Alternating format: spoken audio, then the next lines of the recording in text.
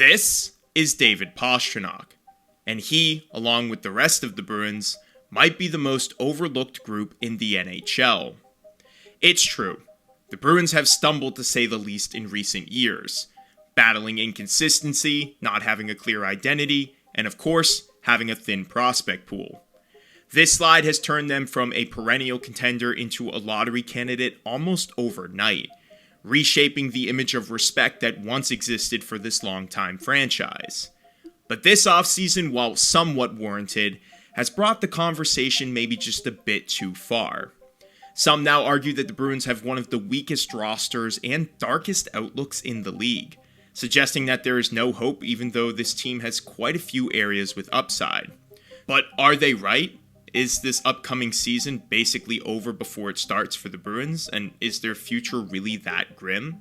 Well, today, let's talk about Boston's rosters, to identify their strengths, their shortcomings from last season, and the state of their pipeline following the draft and some acquisitions. This will help us determine if the Bruins are ready to surprise us once again, or if they're really the frauds that everyone believes them to be.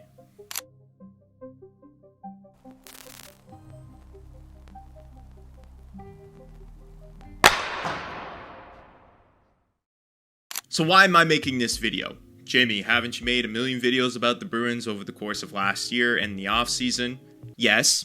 Should I stop? No, because I think that they've actually become a hot button topic, especially over this past month or so. I'm making this video because the season is right around the corner, and with that comes everyone's favorite tradition, prediction videos. Most creators and fans generally agree on the league's top teams, throwing in a few wild picks to keep things interesting. But in nearly every long-form or short-form prediction video I've seen lately, the Bruins end up coming in at the very bottom of the league for some reason. But is that fair? Should the Bruins really be written off after just one down year? That's exactly why I'm making this video. So before we set in, be sure to hit that like button now and subscribe to the channel. Kick back for the next 10 to 15 minutes as we delve into what's upcoming for the Boston Bruins this season. Alright, so where to begin? I think the best way to approach this video would be to talk about a few things that went wrong last season that really kind of held the Bruins back. Some things that I feel are changeable and fixable for this team as they embark on a new campaign. The first thing that I feel was the biggest issue for them last season was goaltending and defense. Those two fundamental things helped Boston rack up 768 wins since the 2008-2009 season, the most by any team in that span. This season, however, those two fundamental things disappeared entirely. Boston posted a team .884 save percentage, ranking 27th in the NHL, which is a significant decline from the .911 mark that they had just a year prior. Interestingly enough, the last time the Bruins finished below a top 10 save percentage as a team was in the 2016-2017 season, which is nearly a decade ago. So looking at the trends, if you look at this year, it's more of a rare outlier than any sort of pattern that people are suggesting. I think that Boston's coaching staff is much better than what they put out this season, and I think that they're going to find a way to figure things out and put out a better product, because at this point, this was something that we just never see from a team that's as consistent as the Bruins. And while we all keep continuing to harp on goaltending, it's very important for a team like the Bruins that hasn't really drafted well enough with their offense to come up with bad goaltending. We saw it through the Rask era, the Allmark Swayman era. The reason the Bruins were able to still put out a solid product was because they always managed to put together a defense and a goaltending tandem that managed to get them through the tough times. And when that sort of fell apart this year with the Swayman negotiations, which we're going to get into in a minute, then the rest of the team just kind of followed suit. So let's talk about that. Jeremy Swayman finally stepped into the number one role after Boston traded Linus Ullmark last July. But a contract dispute delayed Swayman's arrival until just days before the regular season began. By the time he signed his 8-year, $66 million deal, the 26-year-old had missed almost all of training camp and the preseason. That sort of delay may have contributed to his slow start, and in turn, when you're not able to have a good start to the year, maybe your confidence is affected, or you start changing things trying to fix a part of your game that never really needed to be adjusted. Through the course of the year, Swayman played a career-high 58 games, but his .892 save percentage and 3.12 goals against average were the worst of his career. His minus 9.1 goals saved above expected ranked him 92nd among 102 qualifying goalies according to MoneyPuck, and when you coupled that with the slightly below average play of Korpisalo and an injured defense, that's how you got a pretty big slosh of poor underlying numbers coming out of Boston. The next big thing was goal scoring. Boston was aggressive in free agency out of necessity. That's important to remember. Their top 6 forwards were seriously lacking in scoring, and with Jake DeBrusk departing in free agency, they needed some reinforcements. This sort of urgency explains why the Bruins were willing to pay Elias Lindholm a bit more than he was probably worth on the open market, because they were just a bit more desperate than some other teams out there. But adding a veteran here and there is by no means a solution to arguably the team's biggest problem over the past 2 seasons, a top 6 center, which we now know in hindsight Elias Lindholm is not anymore. Through the course of the season, the Bruins put up some pretty terrible offensive numbers. They finished 27th in goals scored with just 222 goals on the year, and ranked 29th on the power play, converting only at a 15.2% success rate. Offensively, David Pastrnak and Morgan Geekie were really the only bright spots for the team's lineup. Pasta put up his 3rd consecutive 100-point season, scoring 40 goals for the 4th straight year, while Geekie had a career year managing to score 33 goals and 57 points, playing with Pasta for the majority of the season. That's really all I got for the offense when it comes to positives. Outside of that, nearly every other player either stayed relatively the same or saw some form of regression. Coyle and Zacha, 2 guys who had really stepped up for Boston just a year prior, dropped off from their career highs. Meanwhile, promising young guys like Trent Frederick and Matthew Patra just were unable to step up into the roles that the Bruins were expecting them to play. Couple all of that with the layer of dysfunction that the locker room was experiencing, some nagging injuries, and even high-profile additions like Lindholm and Zadorov falling short of expectations, and you're left with an offense that wasn't just bad, it was one of the league's worst. Now, I think that quite nicely summarizes the 2024-25 Bruins as a whole, and based on how I outlined this past season, the future in Boston doesn't seem all that bright, making some of these narratives a bit more clear as to why people want to jump on the Bruins' future is hopeless. But when it comes down to it, the Bruins are a little bit more unique from other bottom 10 teams in the league, which is why I'm expecting more of a surprising year than some other people. Look at the teams like San Jose, Chicago. They are building through the draft, getting incredibly young, and finding those once-in-a-lifetime generational talent players that they can build around. But if you look at the Bruins, they already have those sort of players. David Pastrnak, Charlie McAvoy, Jeremy Swayman. These are some of the best players at their position, and they're all in their primes, locked down to some pretty lengthy, high-profile contracts. So I don't think that the Bruins are ready to just pack it in and try and get a top 10 pick again. I think that we're going to see this team be a little bit more motivated than we saw last season. Motivation, confidence, culture, those are all important, but they're only a small piece to the overall picture of a successful hockey team. So for the Bruins to turn their season around, yes, they're going to need all of those things, but they're also going to need to fix a lot of those big issues that we saw and just went over in the earlier portion of this video. So I think it's probably the most important to start with the biggest issue they had last year, or maybe even the biggest storyline from last year, which was their goaltending, and more specifically Jeremy Swayman. I went through the numbers and reasoning earlier, so I won't rehash all of that, but entering the 2nd year of his contract and now having both training camp and preseason to build some momentum, Swayman will have the chance to show people that this one bad season was just that, a bad season.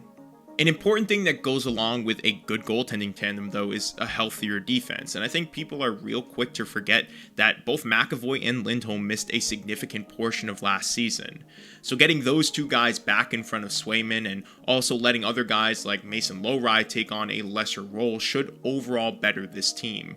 Now, to be fair, they did lose a very reliable guy in Brandon Carlo to a trade. They also lost Brad Marchand. Those are players that are going to be hard to replace, but when you get rid of those older veteran players, I think it does open up opportunities for younger guys to come up through the system and show what they're capable of, which for a team like Boston, I think is a very positive thing. Now, the next thing I feel is important to talk about, because it was such a big storyline for the Bruins last year, is their head coaching. Joe Sacco is gone and Marco Strome is in. making his head coaching debut in the NHL, in fact.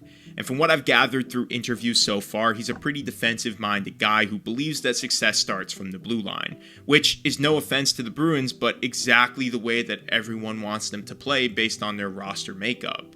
There isn't a lot of pressure on Marco this year. I think that he's going to set the tone early and provide the Bruins with a new identity, which I feel is very important. But the last thing they need is another head coaching swap or something to go awry in the locker room. So essentially, what Marco needs to come in and do is tap into the best features of this roster and just keep the boys on track and build a new culture for the Bruins rather than trying to reestablish the one that they already had. The next major thing, quite honestly, that the Bruins are going to need is some more contributions from players they not only acquired this offseason, but from last offseason as well. The Bruins did not add a top-line center yet again, meaning that they're going to run it with either Elias Lindholm, Pavel Zacha, or Casey Mittelstadt as the top-line center between David Pastrnak and Morgan Geekie. Not ideal, but also not hopeless either. Since the end of the season, reports have come out suggesting that Lindholm was dealing with a back injury that many believe was responsible for his lackluster performance during his debut with the Bruins. This would be best case scenario because with Elias Lindholm locked down to such a long deal, the last thing you need is for him to continue falling in your depth chart. I think at points last season I saw him centering the third line or even just playing as a winger on the third line, which is not what the Bruins need. They have plenty of contracts that are high AAVs and long terms that are being buried within their lineup. And when you bring those sort of players in, you then have to go back into free agency to find players to play on your top lines, and that then prevents some of your younger players from excelling in those bigger roles. So having Elias Lindholm come into this season, potentially off an injury as the reason why he was bad last year, I think would be best case scenario, and hopefully it's not something that lingers for a player like him. The other guy who could potentially have an impact is Victor Arvidsson. When they made the trade, obviously it was received poorly because it felt like the Oilers were backed into a corner, but I don't know, the more I look at this, the more I just feel like complaining about it is not really going to do anything, so trying to find the positives to take away from something like this is likely the best way to go. And for a guy like Arvidsson, who is only a few years removed from a 50-point season, I think that there is a potential chance for him to find success in Boston. Now, if you're not finding that success in Edmonton with McDavid and Draisaitl, I doubt you're going to find it while playing with Boston centers, but hey, you never know. Obviously, Boston wants to get the most out of this player and try to build up his trade value at the very least. So, best case scenario, we get that 50-point player, Victor Arvidsson, and worst case scenario, he's a 25 to 30-point player that hopefully we can either trade at the deadline or just get rid of at the end of the season. Who knows, but with all of these players, I think the Bruins have more than enough 50-point guys within their top six, so hopefully one of these guys can find some momentum and maybe take on a little bit more responsibility in Boston this year as they try to move ahead. But lastly, and arguably the most important thing for the Bruins, is their prospects. In recent years, the Bruins haven't produced many NHL regulars, and in fact, only 7 players drafted by Boston over the past 7 years have reached an NHL game, and just 2 in Beecher and Mason Lowry have played more than 100 games with the club. That's it. Not exactly the best track record. For Boston to fix this foggy future that has been talked about, they will need to start putting their best prospects into roles that suit their development a little bit more. And what do I mean by this? Don't take a player like Fabian Lysell, bring him up to the NHL level and give him fourth line minutes. You need to toss him in your top 6 with players who are going to get the best out of him. That's how you develop these guys. And if a guy like Lysell can't prove himself in that role, then that's when you start talking about moving him or finding a different prospect to work on. And don't make that seem like you can only work on one prospect at a time. You have other players like Zellers and Minton that you could definitely put in some significant roles this year, especially when you are missing a lot of those top 6 players that you likely are going to need to fill with these team-friendly contracts since you're overpaying on the free agency market. The best way for the Bruins to have a good year would be, in my opinion, to put a guy like Patra on line 1 and 2 to see if he can manage to get back to that promising player he was a few years ago. And just hope that one of these younger guys is the answer to all of your glaring top line center needs, because it's very unlikely that you're going to hit the open market and find a guy like Connormcdavid waiting to come to your team. It just doesn't happen all that often. So to summarize, I do understand why these narratives exist and why people believe that the Bruins are going to be a bottom 10 team, but I just don't think that with their current makeup and all of the moves that they had this offseason that we're going to see a season that's similar to last year at all. Pasta, Sway, McAvoy, they are all in their prime. Defensively, their blue line is still very respectable, and when healthy, as much as fans hate to admit it, that's their bread and butter. And of course, then there's Don Sweeney, who's done a very nice job restocking the prospect pool in Boston, and even though most of the fans want him gone, I think that we need to give him a little bit more credit here because it will provide this team with a bit more excitement over the next 5 years or so. I'm not saying that by any stretch the Bruins are back and that they're going to be the top team of the Atlantic Division, but I do think that they're going to be a sneaky good team based on people's expectations this year, and could potentially surprise a lot of us by either being around a wild card spot towards the end of the year or actually getting into one of those final wild card spots. The NHL is an unpredictable league, and teams like Boston, who have an established winning culture through decades, more often than not find a way to get it done. Will it be easy? No, of course not, but should you be surprised if this team somehow is playing hockey in the later spring months of 2026? Well, I can't decide that for you, so let me know in the comments below. Thank you guys so much for watching this video. If you enjoyed the content today, be sure to give it a thumbs up and subscribe now. I also have a few other pieces for you guys to check out here on the screen if you're bored as we go through the rest of the offseason and you want to get your fix before the hockey season begins. Again, thank you guys so much for watching and supporting the channel. I will see you in the next upload.